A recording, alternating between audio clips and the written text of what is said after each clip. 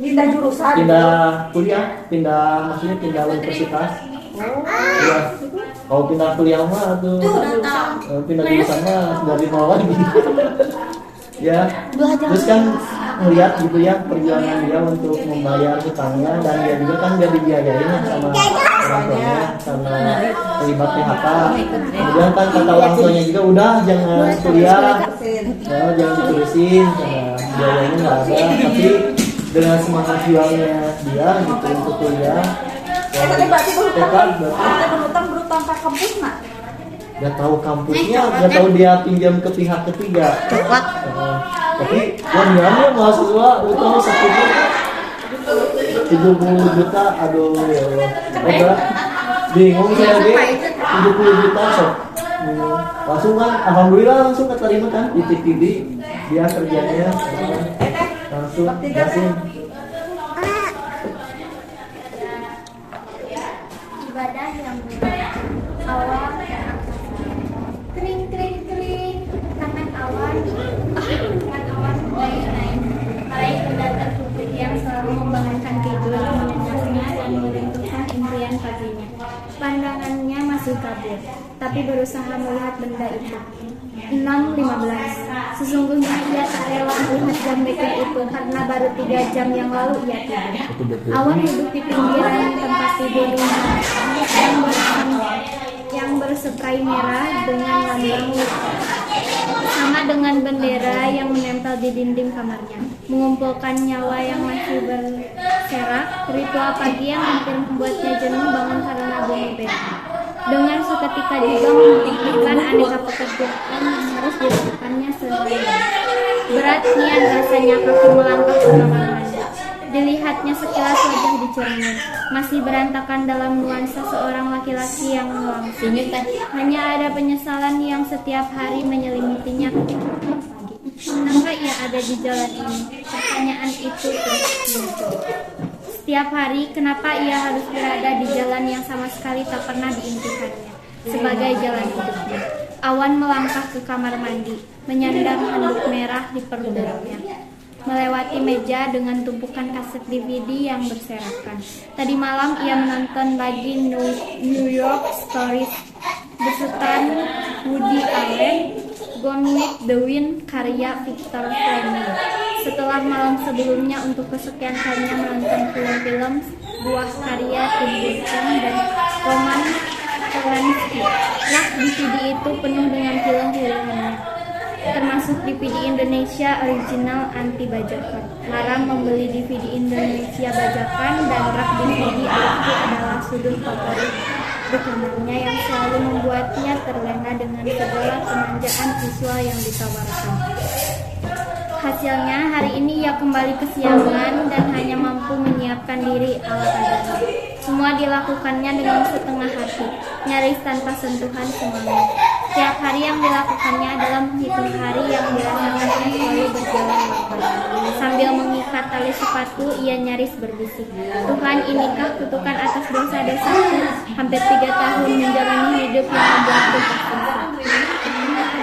Tak pernah dalam hidupnya ia menasbihkan diri untuk menjadi seorang pegawai bank. Meski keren dan bergengsi, cita-citanya memang bukan itu. Impiannya adalah, "Awan, makan dulu." Suara ibunya terdengar nyaris sama seperti alarm pagi, seperti bunyi besokan. Nyaris juga ia hafal percakapan macam apa yang akan terjadi selanjutnya.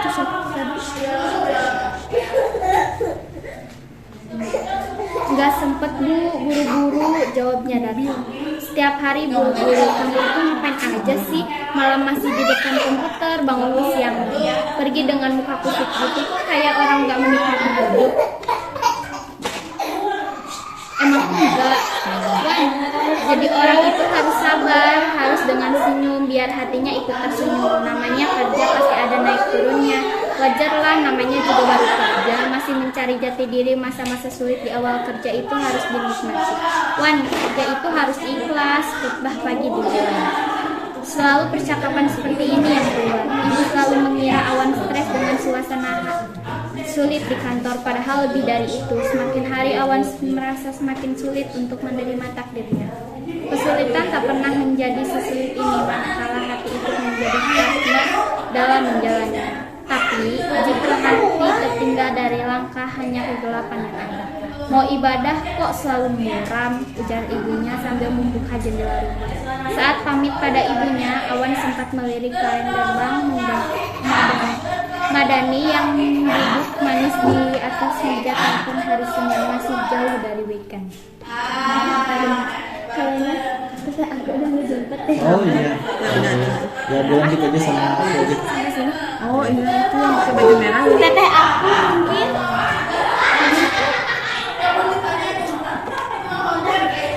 Bukan? Iya. Oh iya. Kasih ya.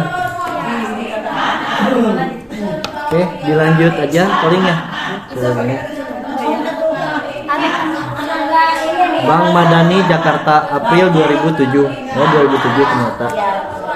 One meeting after lunch ya. Jangan lupa reportnya disubmit sekalian. Heru teman kerjanya mengingatkan. Oke. Awan melirik jam. Masih pukul 11. Tuhan, lama sekali jam ini berputar. Awan merasa sudah muak dengan angka-angka di hadapannya. Laki-laki dengan kemeja biru yang hampir pudar itu kembali menegakkan posisi duduk di kursinya. Kursi panas bukan hanya karena memang duduk di sini membuat pantatnya panas, tapi karena memang duduk di kursi ini selama ratusan hari telah menguapkan impian hidupnya. Hampir jam makan siang, tapi sejak tadi belum satu pun pekerjaan yang diselesaikannya. Hanya janji bertemu dengan seorang kliennya yang membuatnya bersemangat hari ini. Bersemangat karena berarti ia harus keluar kantor. Awan Angkasa, seorang treasury finance di Bank Madani, dengan prestasi kerja tidak terlalu membanggakan. Target pekerjaannya diraihnya tanpa sebuah rasa yang menggebu. Kalaupun target tercapai, itu hanyalah sebuah keuntungan yang semu. Jangan tanya padanya apa tujuan dirinya bekerja di sini. Bagi Awan, pekerjaannya saat ini dilakoninya karena seorang Awan ingin menggugurkan kewajibannya sebagai seorang lulusan perguruan tinggi ternama yang harus cepat bekerja. Ia tidak mampu melawan sebuah stigma dari ibunya bahwa bekerja itu haruslah di kantor dari pukul 9 pagi sampai 5 sore. Bekerja itu harus berkemeja, bercelana pantolan, berdasi, dan bersepatu pentopel, serta bergaji bulanan yang rutin. Ibunya lah yang meminta Awan untuk mengikuti jejak almarhum ayahnya sebagai seorang bankir. Dan inilah kisah hidupnya, menjalani pendidikan Officer Development Program di Bank Madani. Kalau lulus, posisi Awan bisa langsung menjadi asisten manajer. Sejak pertengahan 2004, ia ada di sini. Sudah 3 tahun ia berkutat di bank ternama ini dan mendapat promosi sebagai supervisor. Nantinya ia akan menjadi senior supervisor, lalu asisten manajer. Kemudian posisi yang diinginkan hampir semua peserta didik manajer. Tapi tidak dengan Awan. Ia sama sekali tidak peduli dengan peningkatan level kerja yang ada di kantornya. Karenanya prestasi kerjanya memang tidak terlalu menonjol selama masa training. Sebuah strategi yang bagus untuk membuatnya berada pada level yang tidak terlalu menarik untuk dipromosikan. Awan merasa bahwa keberadaan dirinya di sini hanya karena orang masih menyimpan respek pada almarhum Hanafi Angkasa, ayahnya, salah seorang bankir senior ternama yang pernah menyelamatkan kondisi Bank Madani dari kolaps. Kalau tidak, mungkin Awan sudah didepak dari tempat ini. Tapi buat Awan justru momen ini itulah yang dibutuhkannya. Dan sekarang Awan menyesal telah menuruti kehendak ibunya begitu saja tanpa mampu berargumen. Pasrah pada keadaan atas nama sebuah tanggung jawab dan harapan kesuksesan yang entah harapan siapa. Ketidakmampuannya berargumen telah membawa langkahnya memasuki dunia yang belakangan sangat didasarinya bukanlah tempat yang pas untuk hatinya. Jurusan matematika memang selalu berurusan dengan masalah angka, tapi tidak menjamin bahwa ia senang berdekatan dengan dunia ini dan bisa dengan mudah menelannya bulat-bulat. Analis, peneliti, dosen, atau apalah mungkin terlihat cocok dengan jurusannya. Tak banyak yang tahu di balik keseriusan Awan, ia menyimpan sebuah hobi yang selalu membuatnya semangat. Tururut. Awan menatap kosong laptopnya yang mengangkat telepon di meja kerjanya dengan setengah hati. Halo ya, Pak, iya, saya kesana sekarang Pak. Laptop dibiarkannya menyala. Awan melangkah tergesa dan menuju ruangan kaca atasannya. Pak Syukuri di balik pintu kayu. Awan melihat wajah yang sedang serius menatap komputer. Kamu sudah baca email saya? Email yang mana ya Pak? Yang saya kirim kemarin mengenai rencana training. Awan mengernyit dahi. Oh, tentang training. Sudah Pak. Oke, bagus kalau begitu, tapi ada perubahan tentang jadwal trainingnya. Kamu kan harusnya hanya menjadi peserta Jakarta. Nah, kebetulan Andika sedang terkena tipus dan perlu banyak istirahat. Jadi saya tukar. Kamu yang akan menggantikan Andika untuk training di Medan selama 4 minggu nanti. Tiba-tiba ada perasaan tidak enak menghampiri Awan. Trainingnya tanggal berapa ya Pak? Tanggal 12 sampai 25 Mei. Awan terdiam dan memainkan jemari dalam saku celananya. Ada sesuatu yang mengganjal hatinya, bukan hanya karena tugas kantor yang menumpuk, bukan juga karena target pencapaian untuk klien yang begitu tinggi di tahun ini. Tapi di mata Awan, training selalu membawa konsekuensi tersendiri terhadap tugas dan tanggung jawab baru. Ia tak mau berkompromi dengan sesuatu yang sudah membuat hari-harinya kelabu, memaksakan langkahnya ke kantor dan menyeret-nyeret raganya untuk duduk di kursi itu. Selama ini saja sudah membuatnya merasa berdosa. Ia merasa tak mampu membela hatinya yang teraniaya karena melakukan sesuatu yang tidak ia sukai. Hal ini, Awan tidak bisa menyembunyikan keresahannya. Ada masalah, Wan. Awan menggeleng dan cepat bersingut dari ruangan itu.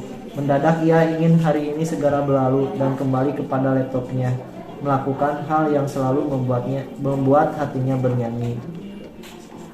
Alhamdulillah bab 3 udah selesai. Ternyata Awan ini sudah bekerja di Ini mah 3 beda. tahun yang lalu. Tadi kan matahari. Matahari. Ini mah Awan. awannya beda. Jadi Kan belum ada benang merah di antara matahari dan awan ya. belum. Kalau masih ciri matahari, Ya. awan. Awan. Iya Jadi mah kerjaan di banker. oh jadi bengkelnya. Jadi banker. Jadi bengkel ya. Jadi nuruti bapaknya atas kemauan rekomendasi dari ibunya. Tapi Kan ketinggalan teh. penurut. Wah, bener. Tapi dia gitu. sebenarnya kerjanya dia nggak begitu gitu. Ya. Kayak teh ya. Tadi kuliah nate hayang karena ilmu Komunikasi. komunikasi, Matahari ya. politik, terus nanti ini analis dan dosen atau apalah mungkin terlihat cocok dengan jurusannya. Jadi sebenarnya Kuliah bareng eta, tapi kerjanya di bengkel gitu bener. kuliah nama di matematika. Oh, kuliah di matematika. Jadi disambungkan bareng ke bengkel dan hitungan angka gitu. Padahal dia bisa jadi analis atau peneliti atau dosen gitu. Tapi ini hobinya trututut itu menatap laptopnya itu hobinya naon ya sejana teh main game atau apa? Belum sih, belum. Nah, balik di kanal laptop nanti dia oge nya. Namanya. Jadi ditanya ada masalah apa Wan katanya. Dia berlalu langsung pengen lagi ke laptopnya. Berarti di laptopnya itu ada hobi Banehanana nya. hobi dia sampai yang membuat hatinya itu bernyanyi katanya. Berarti ada rahasia gitu kan. Naon tah? Naon tah. Mau dilanjut Bu? Ini bab 4 sebuah kabar dari redaksi. Gak usah ya, tanya Gak usah ya. Gak apa-apa. Apa ya? Ayo, yang bab 4. Yang keempat. Yang bab 4 gak usah. Terkalis nah. Nah, ini yang bab 4. Ini mah ada jadwal. Ya. Dibaca aja jadwalnya. Jadi ngantuk. Bab 4. Sebuah kabar dari redaksi Galeri Berita Pagi jam 6.00 WIB. Ini dia matahari deh. Galeri Berita Siang jam 12.00 WIB live. Spot kamera jam 15.00 WIB live. Galeri Berita Sore jam 18.00 WIB live. Galeri Berita Malam jam 24.00 WIB live. Puzzle peristiwa jam 17.00 WIB taping. spot kamera 19.30 TP. Pari menyimpan back-back jadwal tayangan inti TVB, terutama tulisan yang ditebalkan karena akan menjadi tugasnya. Ternyata menjadi PA tidak semudah yang dibayangkannya. Perlu kejelian, ia harus melihat rundown berita yang sudah disusun hari itu oleh produser. Ia juga harus memantau perkembangan berita luar negeri yang dikeluarkan oleh kantor berita Reuters dan APTN. Belum termasuk mengecek headline, menghitung durasi setiap potongan berita yang masuk, mengecek ulang berita yang sudah diedit, dan memastikan semua berita sudah masuk ke ruangan siaran. Bumper in, kamera standby, roll 321. Selamat sore Lit. Sirkuit Interlagos akan menjadi sirkuit penutup musim Formula One musim 2007. Di sirkuit ini nanti Lewis Hamilton, Fernando Alonso, dan Kimi Raikkonen akan bersaing memperebutkan gelar juara dunia kategori konstruktor. Roll paket, teriak produser. Maka gambar demi gambar terpampang di depan layar. Wajah presenter berganti dengan gambar sirkuit, pembalap, dan suasana kota Sao Paulo. Kini hanya suara presenter yang terdengar membacakan berita dari teleprompter yang terus bergerak. Interlagos di Brazil bisa dikatakan istimewa.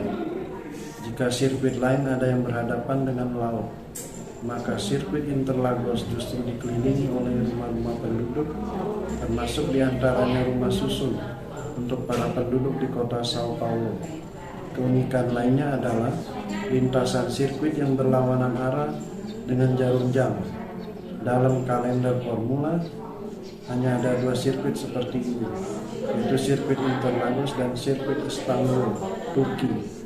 Di Interlagos para pembalap akan diwajibkan menyelesaikan 71 lap dengan jarak 305,09 km. Gambar berakhir, kembali ke wajah presenter cantik Kirani. Pemirsa olahraga, berita dari Sao Paulo tadi mengakhiri jumpa kita di spot kamera. Sampai bertemu lagi dan salam olahraga. Kredit title berjalan cepat.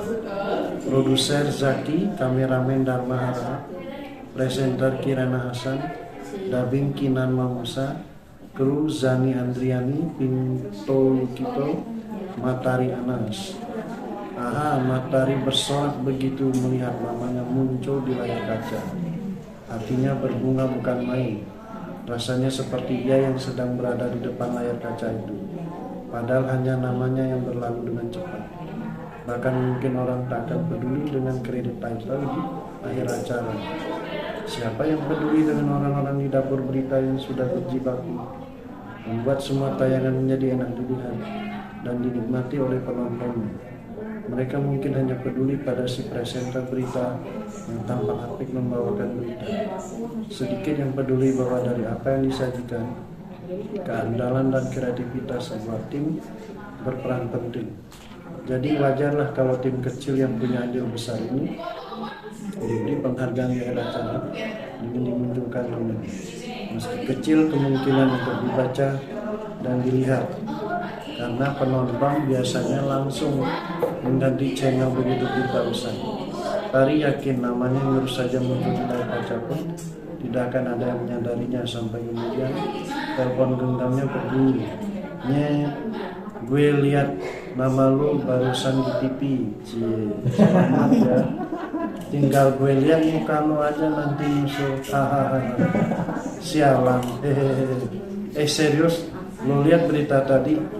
Iyalah, dari zaman lu belum masuk situ juga gue emang nonton spot kamera. Oh gitu ya. Lu nyadar nggak tadi gue VO salah satu beritanya. VO, voice over, ngisi suara. Hahaha, pantes. Suaranya kayak gue kenal. Yang berita tentang tenis Madrid kan? Yes, ada yang sadar itu suara gue. Lo kenapa sih norak banget? Biarin aja. Namanya juga baru pertama kali kerja di TV. Matahari dan suara di seberang sana tergelap bersama. Balik jam berapa hari ini? Gue masuk shift siang, jam 5 sore ini udah balik. Kenapa? Makan malam di Semanggi gimana? Boleh.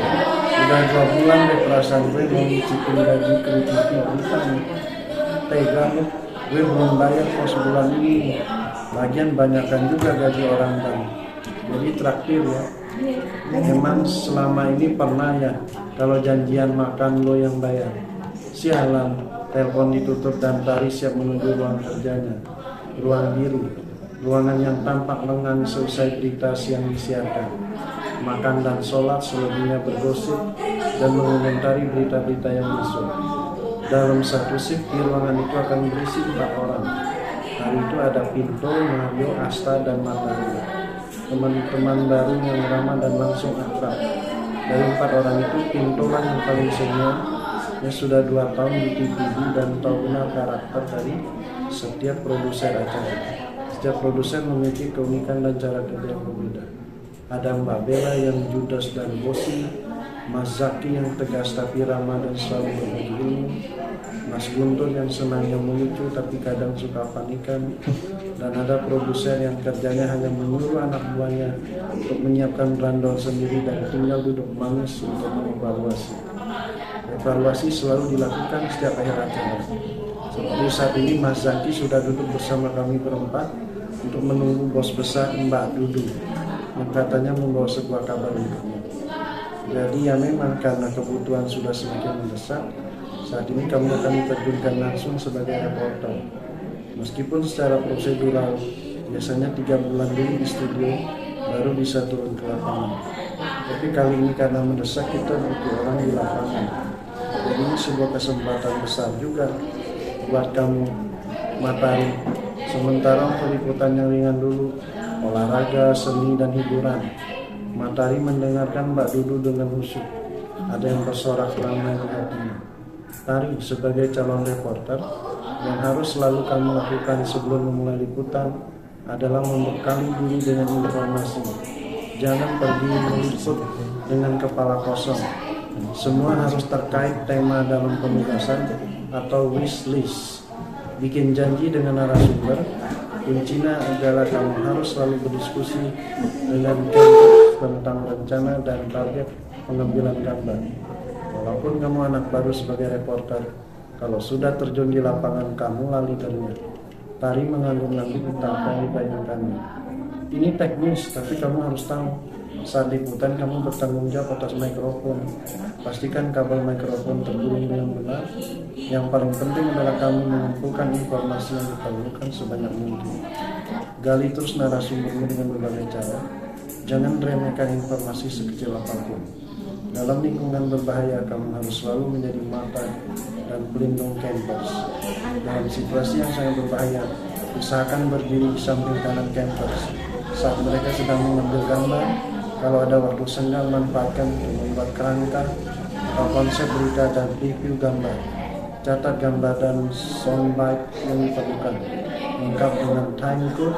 Sejenak Tari menarik nafas. Keberhasilan sebuah liputan adalah terletak pada kerjasama reporter dengan kameramen. Jadi kamu harus selalu berkoordinasi dengan campers, terutama tentang kebutuhan pengambilan gambar. Kita ini jualan gambar. Gambar terbaik itu diambil campers, tapi reporter harus kreatif juga mengarahkan. Lalu laporkan hasil liputan kamu pada produser atau koordinator liputan. Oh ya, yang lebih penting juga berkoordinasi dengan produser. Kalau menemukan informasi lain yang lebih menarik, saat seluruh tugas utama kamu sudah selesai dilaksanakan. Sampai sini ada yang mau ditanyakan? Sejauh ini semua cukup dimengerti, Mbak. Bagus, akan ada banyak tantangan di luar sana. Bukan hal mudah untuk bertemu narasumber, apalagi mereka yang sedang terjerat kasus.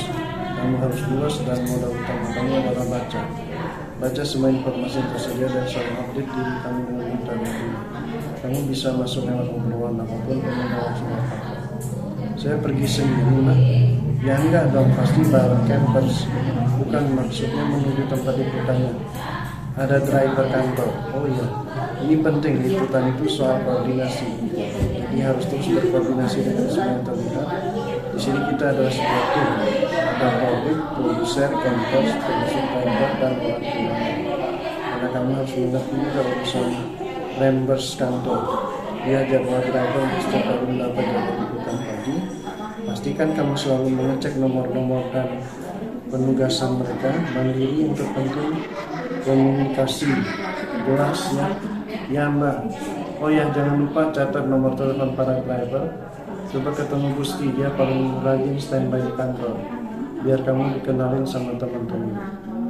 Gusti Anugrah, umurnya belum genap 25 tahun. Hampir 2 tahun Gusti berkutat dengan pekerjaan di sini. Messenger, itulah istilah kerennya. Kurir itu kata orang kampungnya. Tugasnya antar jemput dokumen kantor. Kadang-kadang Gusti ikut menjaga mesin fotokopi bersama OP atau duduk di kantin, membantu OP membuat teh atau kopi untuk para bos besar dan memberi makan siang untuk karyawan kantor. Dan juga ikut mengerjakan aneka pekerjaan lain yang menurut orang remeh, tapi menjadi bagian dari pekerjaan Gusti. Dia itu driver bahasa Gusti, sopir bahasa Indonesia, bahasa realitas. Awalnya ia merasa seragam biru laut dengan bawaan pantalon dongker ini terasa gagah, apalagi ketika kantor yang dimasukinya adalah sebuah stasiun televisi, sebuah kantor yang menjadi cita-citanya. Sejak ia pernah melihat seorang laki gagah memanggul kamera melintasi rumahnya saat dilanda banjir besar, tapi ternyata memanggul kamera tak semudah yang dibayangkannya. Keahliannya tidak mumpuni, terlebih saat ini untuk memegang barang medianya itu harus dengan syarat lulus sekolah mingguan diploma.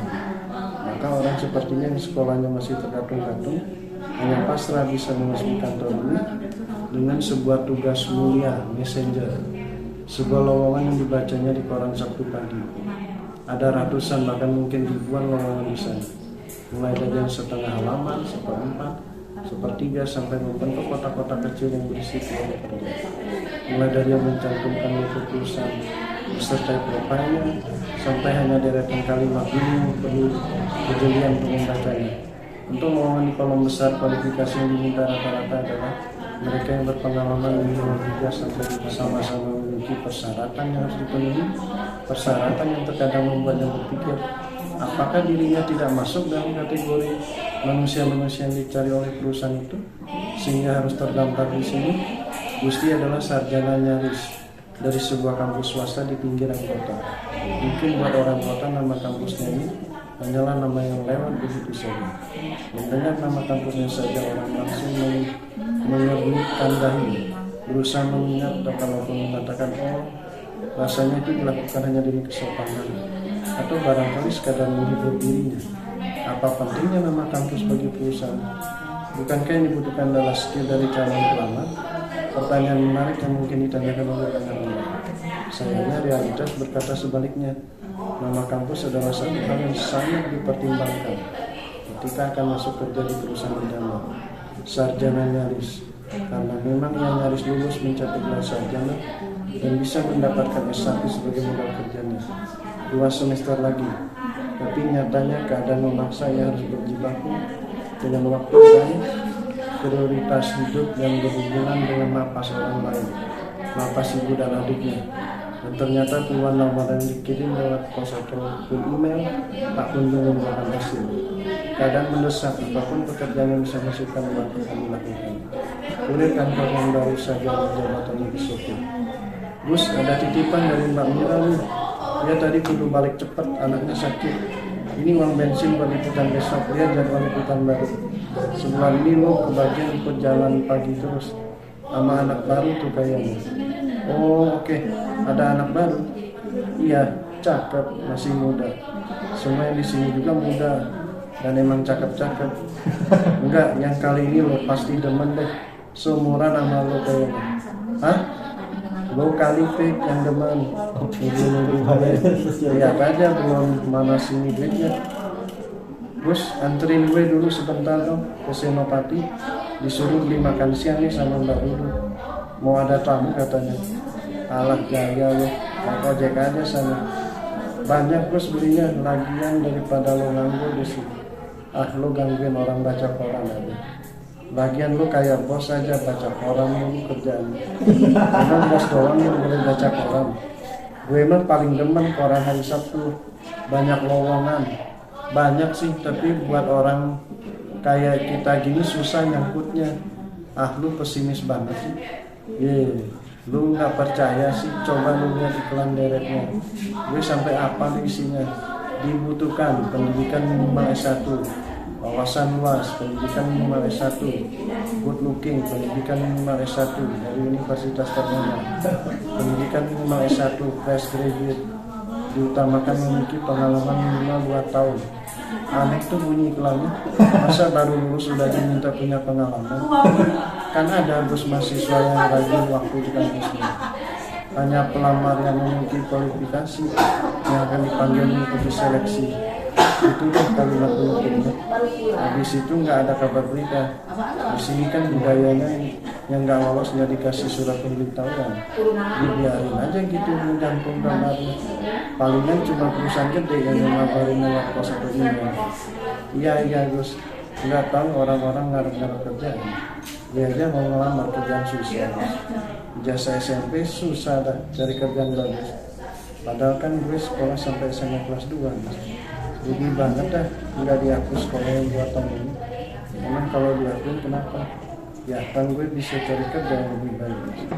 Misalnya kerja jadi pegawai supermarket, atau kalau enggak kasir restoran. Asal lu tahu ya, pegawai supermarket aja sekarang mintanya D3 kan. Nah itu makanya paling enggak punya ijazah SMA. Jadi lo masih butuh ijazah SMA, masih lah, gampang kali ikut ujian bersama aja.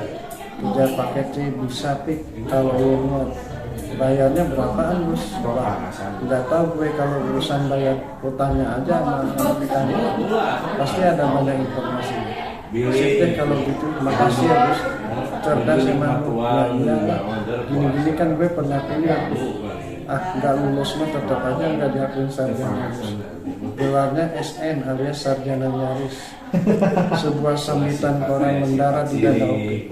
Opik tertawa terpingkal-pingkal melihat ekspresi muka Gusti yang sebal setiap kali mendengar istilah sarjana nyaris.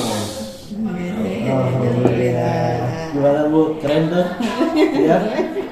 Jadi apa adanya sih ya. Ternyata reporter teh sudah teh dia nggak nyiapin bahan-bahannya juga, berarti dia yang membacakannya doang. Ya. Ternyata reporter itu yang bikin bahannya juga ya, Ya. dari awal sampai beres dan dia yang bacain juga.